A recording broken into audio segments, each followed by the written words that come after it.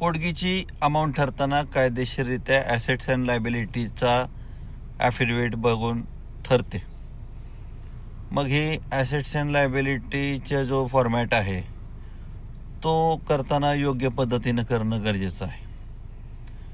अनेक लोकांना असं वाटतं की सुप्रीम कोर्टाने जे सांगितलेलं आहे त्याप्रमाणेच ॲसेट्स अँड लायबिलिटीचा फॉर्मॅट करायचा असतो, परंतु मित्रांनो तसं नाही.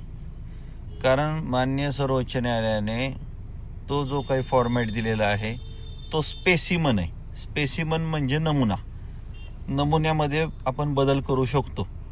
ते बँकेचं चलन नव्हे की जे आहे ते बँकेचं चलन आपण भरायचं आणि द्यायचं, त्याचं डुप्लिकेट चालणार नाही.